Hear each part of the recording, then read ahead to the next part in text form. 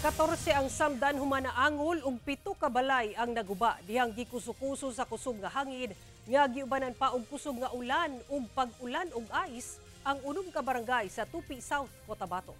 Ang detalye sa report ni Efren Mamak.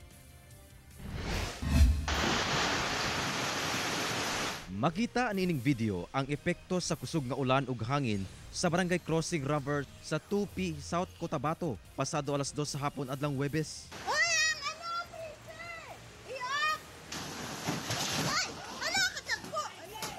Sa kakusog sa ulan, nangalisang na ang mga residente diyang dunay mga sanga sa kahoy ang nangahulog. Gani, kining atop sa mismong tindahan sa uploader, natanggal na sa hangin. Gawas ni ini.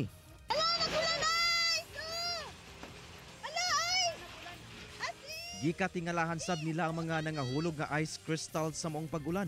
Bigla talaga bumuhos yung malakas na ulan, tapos after 5 minutes, biglang lumabas na yung mga ice. So na siya kami, first time din namin naranasan na actual namin nahawakan yung mga ice. Human ang pipila ka minutos nga pag-ulan ug kusog nga hangin, mitambad na ang mga danyos nga dala niini. Dunay mga kabalayan sa mga lugar ang nadanyos, human mahagbungan og mga dagkong sanga sa kahoy. Sa Barangay Palian, pipila ka mga punuan sa kapayas ang giharos. Matod sa Tupi Municipal Police Station, anaa sa 7 ka kabalayan gikan sa 6 ka mga barangay sa maong lungsod ang nadanyos human natagakan og mga kahoy.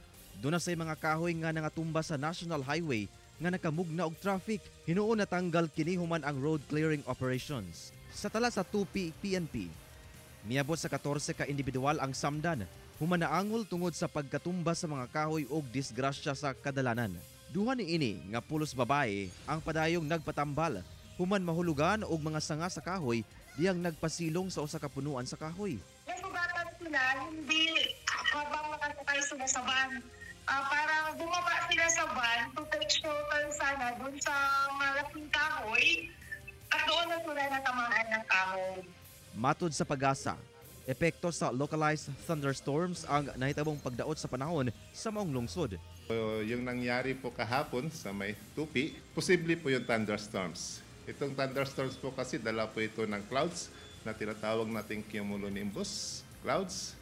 So kung mapiktuhan po tayo nito, posible po tayo makaranas ng malakas na bugso ng hangin, malakas na buhos ng ulan, posible ito may kasama po ito na hailstorms at pagkidlat, pagkulog.